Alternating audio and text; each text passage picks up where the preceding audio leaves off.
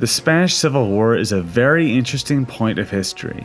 Some people refer to it as the beginning of World War II, as the fascist states of Germany and Italy had both sent volunteers to steal their divisions, advance their tactics, and spread their ideology to an otherwise democratic state. Despite its unlikely nature, a Republican victory against the Nationalists has been the topic of many alternate history scenarios. In this video, your LoreDad, Rewriting History and Possible History, will give their takes on this scenario, and you viewers get to vote on which you liked best. This is the third of a chain of collaborations where the person with the most votes wins the opportunity to host the next. And seeing as Rewriting History and Possible History both had already hosted, despite the votes going in favor of someone else, it naturally went back to me. I love democracy. But this time, whoever's hosting is up in the air, so be sure to have your say by voting in the Google form in the description. Without further ado, let's get started by checking out Rewriting History's take on this scenario. For Spain, after being defeated by the Americans in 1898, it was their downfall, although some people would argue that their decline started centuries earlier. For the purpose of this video, I would say that Spain's civil war took roots after 1898 due to the weak monarchy, regional separatism, and Spain falling back economically compared to the rest of Western Europe. In the First World War, Spain had to be neutral. They were suffering from so much internal issues that made their entry impossible, and all was going downhill for Spain. In 1921, the Spanish fought the Rif War against the Moroccan separatists, where despite sometimes outnumbering the enemy like 10-1, they were still defeated. Don't believe me? Look up the Battle of Annual, also known as the Disaster of Annual. There, Spain had an army of 20 to 23,000 soldiers, fighting against 3,000 Moroccan rebels. Morocco not only did they win, but also killed 13,192 Spaniards, or about half of their soldiers that fought there. About 50% of the Spanish forces that were sent to their North African holdings resulted in direct casualties for the duration of the entire war, and it got so bad that France had to get involved and sent many times more soldiers than Spain itself, as to pacify these Moroccan rebels. All was done so France could also protect their Moroccan holdings. As you can imagine, everybody in Spain was feeling this decline, and the Spaniards couldn't win against some Moroccan rebels, which were poorly equipped and organized, but also which they outnumbered greatly. Spain also did have a parliament, but it was also very corrupt, to put it simply. In 1923, King Alfonso XIII backed General Miguel Primo de Rivera's dictatorship instead of defending the parliament. Primo de Rivera declared that he was saving Spain from corruption, separatism and communism, and promised to fix all of the issues in Spain. I wonder where I have seen this before. Almost everyone in Spain was initially optimistic about these changes, knowing that the system was flawed and believing that it cannot get any worse, but fun fact, it got way worse. The 1929 Wall Street crash hit Spain very hard, making their problems even worse, while Primo de Rivera removed political opponents and placed his allies in charge, thus making his regime even more corrupt than the one before. Politically left-leaning people suppressed the dictatorship and censorship, while the politically right-leaning saw him as too soft and incompetent. The thing is that he promised that this all was a temporary dictatorship, but if I know history, I know that this is an oxymoron and I have never seen something like that work. By 1930, Primo de Rivera lost almost all support and resigned, then shortly after that he had died. King Alfonso XIII was now the leader of Spain, but the problem was that he had supported him the whole way, allowing him to do his brutal dictatorship. The next year, in 1931, Spain became a republic, as the monarchy lost all legitimacy and was ousted, so Spain had already suffered a lot. But don't worry, this is all before their brutal civil war. So, in the Spanish Republic, things could have went well as it was quite very democratic, but the problem was that the Spanish public was greatly polarized by reformists and conservatives, so this polarization basically ensured that nothing could get done in Spain. One party would come to power, do policies, then lose the next election and be replaced by the opposition, which would undo everything. To explain it simply, from 1931 to 1933, the left was in power, reforming the landowners, armed forces, church privileges and granted autonomy for Catalonia. Then from 1933 to 1936, the right was in power, where they rolled back these land reforms, restored the previous church power and rolled back Catalan autonomy. Literally nothing could get done with this level of polarization. In the 1934 Asturian miners' revolt, the left uprising was brutally crushed by the army, including Francisco Franco.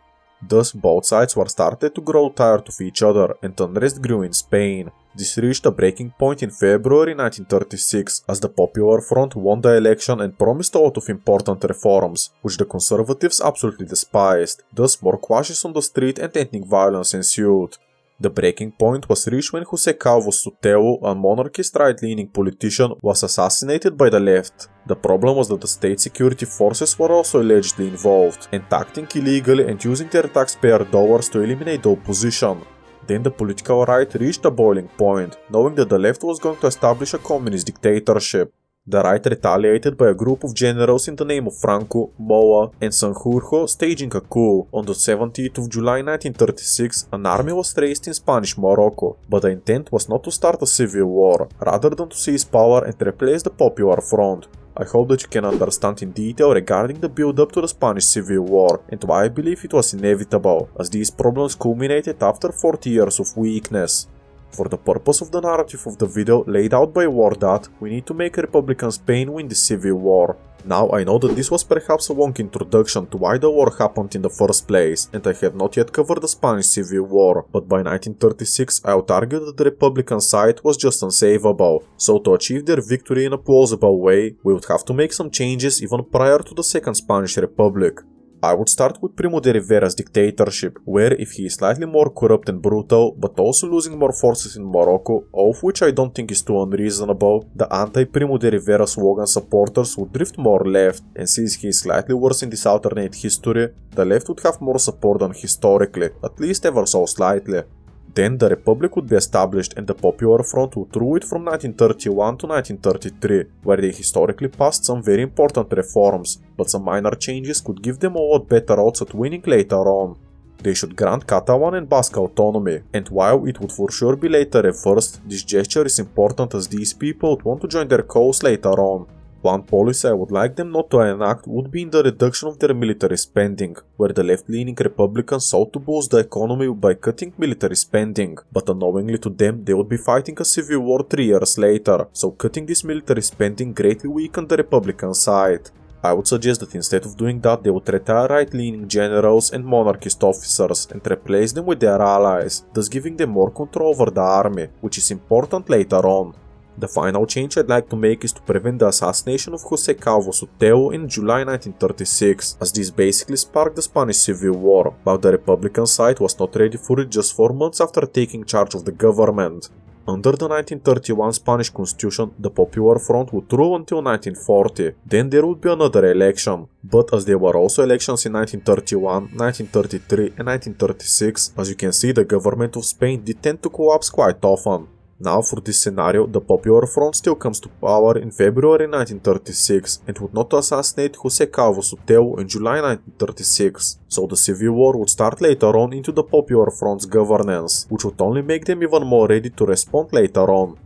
So, when does the Spanish Civil War actually start? Well, under these circumstances, there is no clear culmination of events that would start the Civil War, as Sotelo is not murdered, not giving the Phalangists a reason just yet to do their coup and accidentally start the Civil War. This is why at this point it's very difficult to say when exactly it would happen, but I would go with February 1936, a year after the Republicans would take power. The front lines of it would look something like that, quite different from our history, as I'm observing the 1936 voting patterns, where the south of Spain was mostly left-leaning, but ended up being part of the Phalangists, where here the Basque would also side with the left as well, due to them granting them autonomy previously. Now, earlier I mentioned that Franco, Moa and Sanjurjo were planning the coup. By early 1936, José Sanjurjo would die in a plane crash. This would leave Moa and Franco to head the coup from the start. Historically, in 1936, Emilio Moa was pessimistic about the coup succeeding, due to him believing that the army would not support them enough, and he even planned to flee to France if the coup had failed. Now the odds would be a lot more stacked against the Nationalists in this alternate history. Further, Francisco Franco was stationed in the Canary Islands when the Popular Front took power, as they feared him and wanted to separate the plotters, basically scattering them throughout Spain. Historically, Franco had flown from the Canary Islands to Morocco, where he was stuck there for about 10 days due to the Republican Navy blocking the straits. It is here that German and Italian aircraft aided in airlifting him and his entire army to the south of Spain. Now I mention all of this because all could have went very wrong for Francisco Franco, as he could have also died in a plane crash. Now you don't think that this is realistic, I would imagine. Well, earlier I mentioned that José Sanjurjo had died in a plane crash himself, but Emilio Moa would also die in one in June 1937, so 2 of the 3 porters of the coup would die in a plane crash themselves. If you don't like Francisco Franco also dying in a plane crash, he was also heavily wounded in the Rif War, where he could have died there as well. So now regarding the Civil War, the Nationalists have lost their most prominent leaders, the army is less supportive of their side, they would have less territory and they can only rely on German and Italian support to save them. If the Soviet Union or France sent meaningful support to the Republican side, then they can end the war within a few months or a year, resulting in a Republican victory.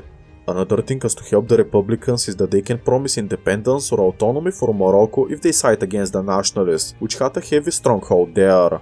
Of course, the specifics are impossible to be predicted, but I would say that by March 1938 that the Republicans would win due to these circumstances being very different. I think that Germany and Italy would be altered with less involvement in the Spanish Civil War, because it would end sooner. The Condor Legion tested plenty of strategies in Spain, while Italy sent billions of dollars in today's money in trying to make nationalist Spain win, so this time the Italians would be better off saving this money instead, but Germany is worse off due to less experience in fighting the Civil War. Now regarding the Second World War, Germany would perform worse in the beginning, still capturing Poland but slightly slower, still capturing France but more chaotically, and perhaps a Dunkirk situation never opens up, so the British and French would retreat more due to Germany being worse off. Italy would still declare war on Greece, but they are unlikely to deal with them on their own, as the only changes we have made to them was not spending money on the Nationalists during their civil war, so Italy would still lose to Greece, and Germany would be forced to consolidate the Balkans and then invade the Soviet Union.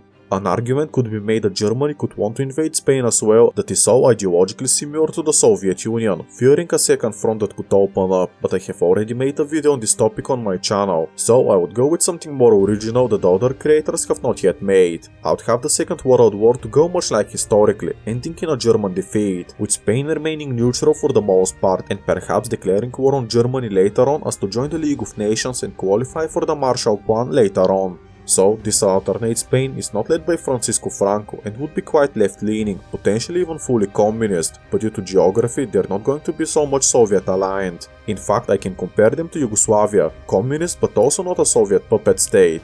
As such, I can see the Republican Spain to surprisingly join the non-aligned movement. The Soviets would have no real way to exercise authority over Spain, thus no way of subjugating them, and since I had their civil war to be shorter, this is far less likely, due to less Soviet involvement. So Spain is now non-aligned, so what does this mean? Historically you could say that they were in the non-aligned camp as well, neither siding with the West nor the East, because neither side wanted to work with Francisco Franco, but here the internal politics would be quite different. There would be a red terror purging nationalists and monarchies within Spain, while the economy would be at an all-time low, leading to Spain to nationalize key industries and implement agrarian reforms unopposed. Thus, Spain becoming communist after their civil war does resemble the Soviet Union emerging after their civil war as well. I don't see Spain to join NATO or the EEC. Thanks to possible history letting me know, support for the European Union actually rose when Franco was in charge, as the people supported the EU in a sign of a protest and wanting to get rid of Franco. Still, Spain has potentially decolonized much sooner than historically in the rest of Europe, and the independent Moroccan state would likely cause more trouble in France, much like Algeria historically. Thus I think that France would be worse off, initially fighting in forever wars, while Spain would have better relations with the Muslim world.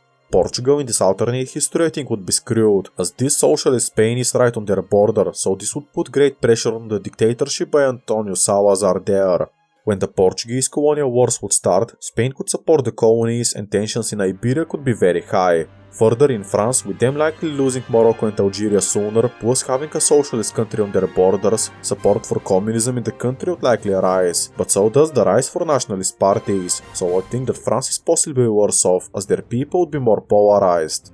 I think that Republican Spain, if not invaded in the Second World War, could become more successful than Francoist Spain, although admittedly the bar is not set that high. With the collapse of communism in 1989, I can see Spain to liberalize and eventually join NATO in the European Union, but they would look quite different than today. For example, they are no longer a monarchy, as Francisco Franco restored it after his death, while Spain would have granted autonomy to Catalonia and the Basque country. I can see Spain to resemble Italy most likely, where the Italians also used to be a kingdom but became a republic, and South Tyrol also has autonomy within Italy. Thank you, Rewriting History, for your take. It's my turn, so let me show you what I got. For my point of divergence, I'll have the leader of the nationalist revolt not die in his flight. He was so arrogant and self-assured of his victory that he demanded that his heavy luggage be brought onto too small of a plane, since he had to dress well as the new caudillo of Spain. While this may not necessarily prevent the unity of the Carlists and the National Syndicalists, I believe that Franco's leadership and unique approach had ensured their unity rather than division. So, while a more plausible scenario may have France and Britain getting involved rather than staying neutral, the Soviet Union providing more support, or the anarchists not rising up in their conflict, I will instead go with this approach, since its consequences are quite intriguing. Even with rightist infighting, the Spanish Republicans would be in a perilous position. The united front of Social Democrats, Socialists, and Communists is in power in the Spanish Republic. While they had attempted to preserve democracy, there was always the looming threat of a two-stage revolution, as popularized by Lenin, where vanguardist communists would collaborate with other factions, in the case of Lenin, the Republicans, in order to eliminate other rival factions, like the monarchists, before the vanguardist communists would make their bid for power. This approach had failed in Germany in 1919, and now they're run by the Nazis. The opportunity to defeat national syndicalists in a violent revolution could eliminate the threat to democracy. But what about the vanguardists? While I believe that, given enough time and support, a two-stage revolution could occur in Spain, I also believe that this wouldn't occur yet, as orders from Stalin would urge the communists of Spain to bide their time and wait for a future opportunity. Thus, the Spanish communists do not perform any treasonous activity against the Republic, with hopes to have a revolution at the ballot, while attempting to sideline the Trotskyite POUM. With the elimination of the nationalists, many would exile themselves into ideologically friendly countries. While the Carlists would have a hard time finding a new home, the National Syndicalists would be staunch allies of the German Reich, allowing for a strong collaboration government to be established if given the opportunity. While the victory of the United Front would be a major morale boost for leftism in Western Europe, Germany would still pursue the same foreign policy as our timeline, and the Allies would continue to attempt to appease Hitler in order to give them more time to build up for an eventual war. Austria is nationalist, Czechoslovakia is partitioned, and Poland is carved between the Germans and the Soviet Union.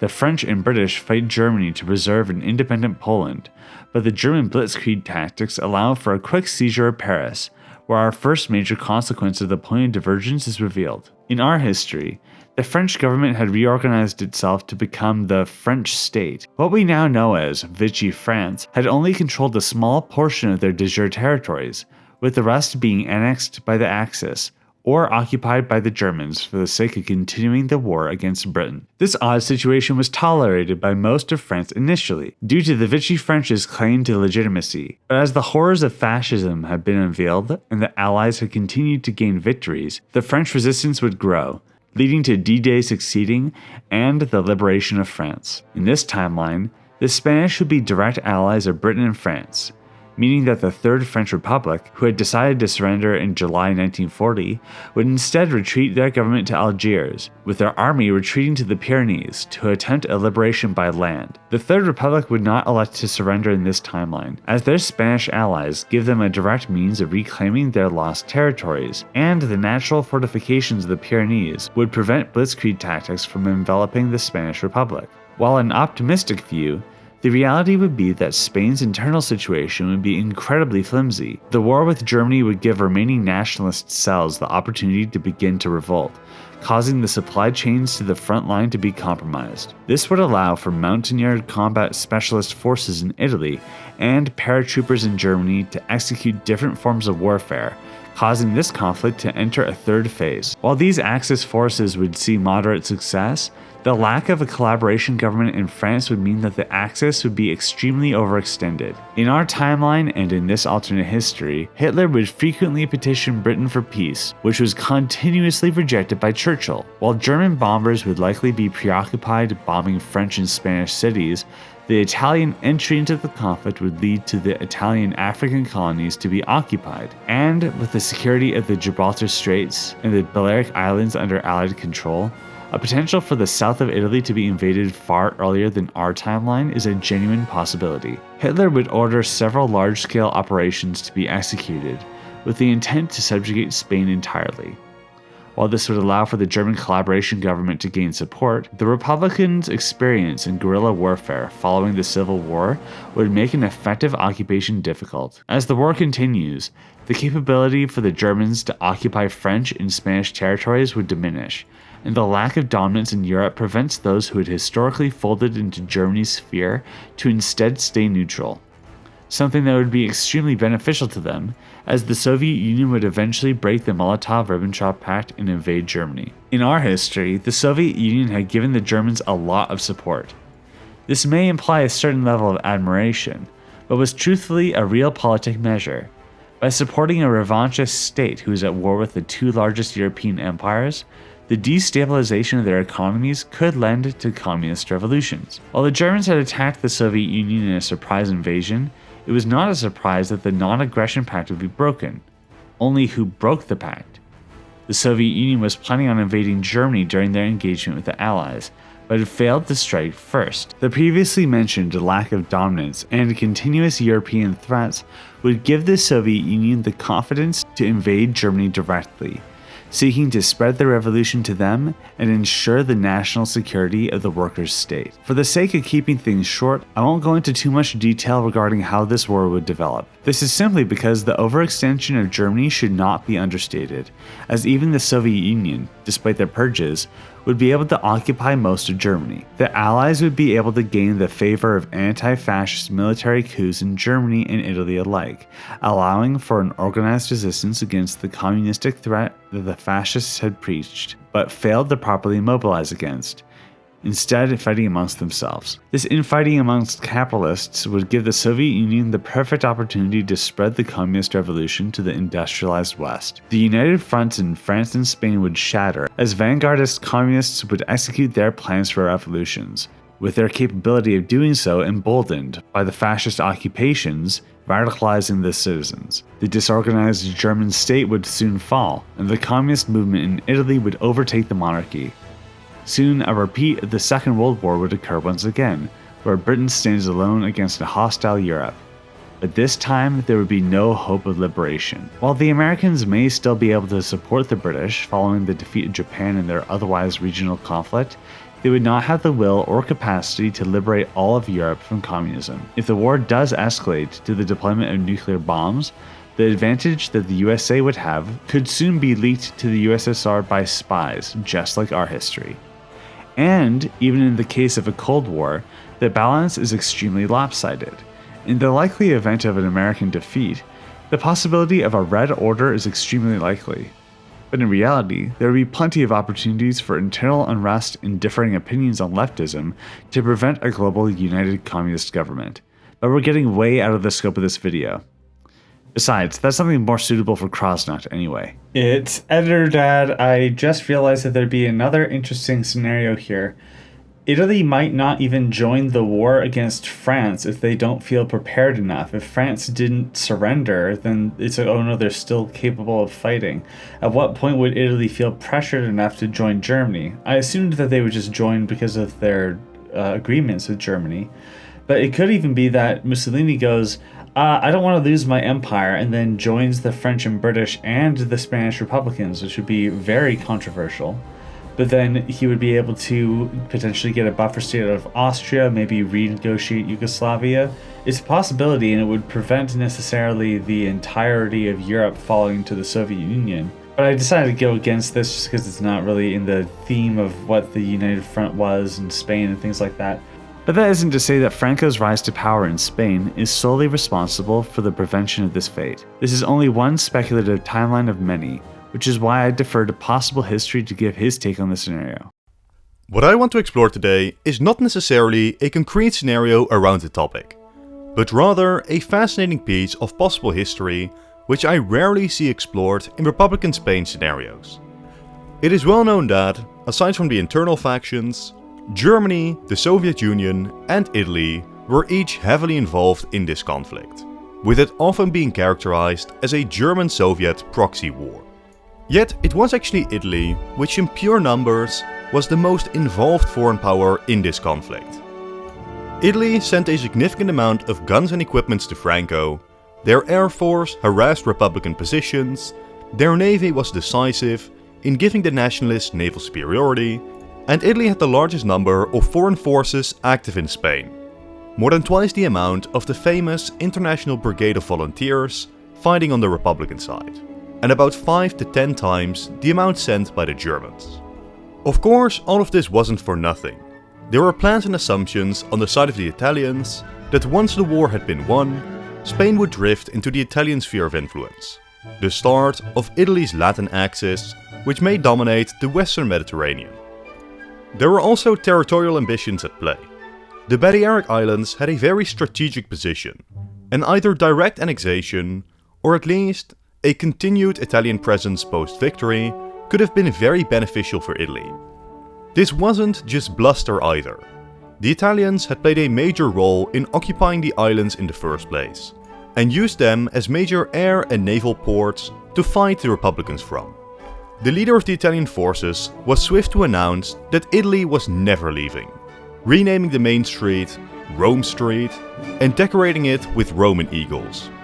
Out of fear of losing international support, he was eventually recalled, yet he was still awarded as a hero in Italy.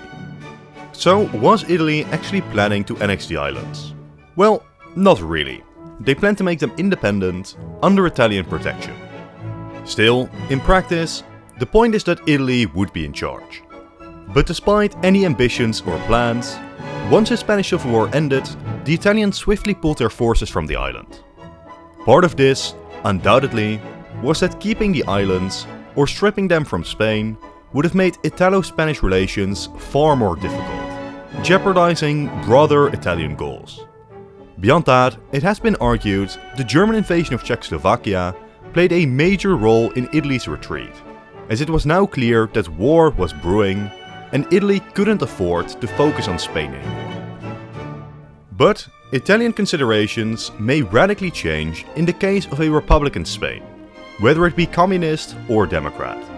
Now, the islands would be a valuable bargaining chip Italy could hold, while arguing the Spanish government was illegitimate.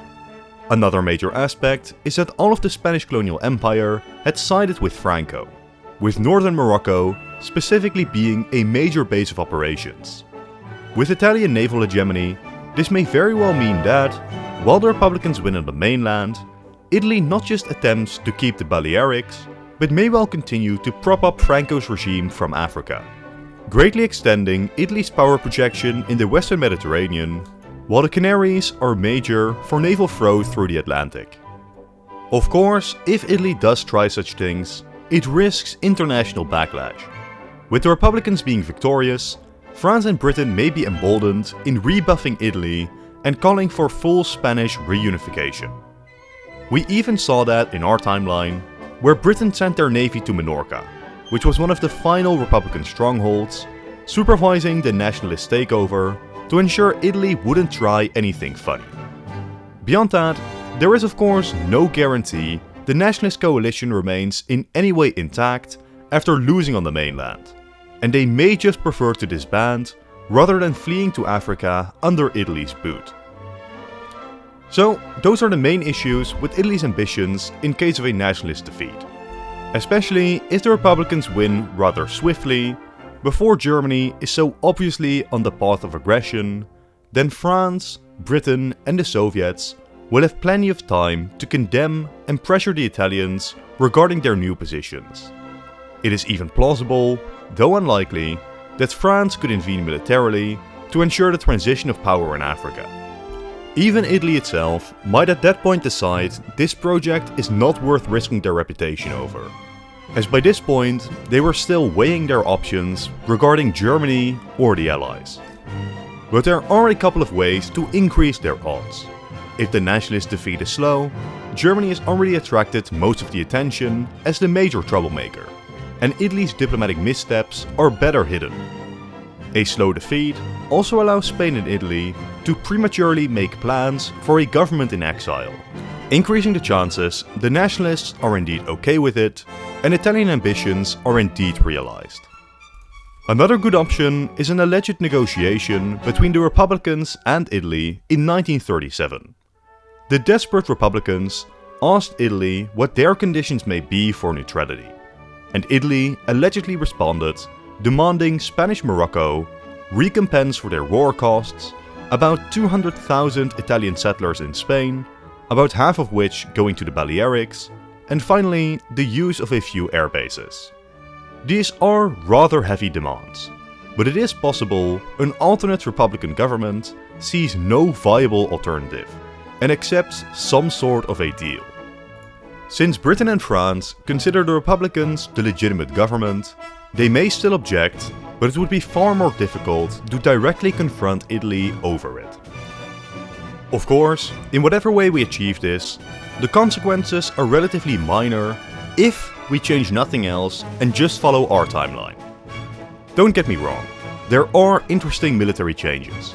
The Italians have earlier and more secure control over the Western Mediterranean, forcing Britain to focus on their route around Africa. On the other hand, Britain had plans to capture the Canaries, which would increase their naval superiority in the Atlantic. It would also become far more difficult for Spain to actually remain neutral, most likely at some point being invaded, possibly starting a guerrilla conflict in Spain, or delaying the invasion of the Soviet Union, and providing another route for a later Allied invasion of Europe. All of this is militarily interesting, and will heavily change the course of World War II as we know it. But once the war is over, these specific territories just become an interesting tidbit, and the scenario mostly merges with other Spanish Republic timelines, as there is no way the Allies let Italy remain in the Balearics, and Morocco will either be returned to Spain, or if Spain is communist, may even be returned to Morocco, as we head into an alternate Cold War. But that is if we just follow our timeline, which we very much don't have to. If we combine Italian ambitions in Spain with other timelines, there may be far more interesting long-term consequences. For example, what if Italy just decided to remain neutral during World War II? Maybe they even get directly involved in Spain before the broader conflict begins, and decide therefore not to mess with Britain directly, instead pursuing their own goals. In such timelines, there could be very interesting consequences for the post-war world, potentially setting up an interesting third Italian power bloc in Europe. Alternatively, what if Italy actually remained allied to the Allies, thereby gaining international legitimacy for their Spanish gains, before then fighting Germany? Once the war ends, we could end up in a scenario where Spain is communist, and Italy supports Franco as a sort of Taiwan to mainland Spain's China. Combining that with the dynamics of the emergent Cold War, such as decolonization, and it will be interesting to see whether and how the Allies support Italy in propping up this regime, how they handle the significant but strange ultranationalist bloc that now straddles southern Europe. It could even be a major flashpoint in this early Cold War, as Italy, whether supported by the West or not, may just launch a full-scale invasion of Spain at any point, potentially in conjunction with the nationalist regime in Portugal, panicking the great powers as they consider their stances. So, that essentially sums up my point for today. I think there is a lot of untapped potential to play with in terms of storytelling, which I don't think I see enough of in alternate history scenarios. Absolutely, a lot needs to go right for Italy to succeed. But if they do, it in the worst case adds a lot of interesting texture to a Republican Spain timeline, and at best, it radically changes World War II and the post-war world. Well, that's everybody. Thank you very much for watching, and thank you to Rewriting History and Possible History for participating. Don't forget to vote for which scenario you like the most in the Google form down below. Your votes will determine who gets to host the next context, so your votes are greatly appreciated. But it's been your LoreDad. Keep your arms and legs inside the vehicle at all times, and I hope you have a good day.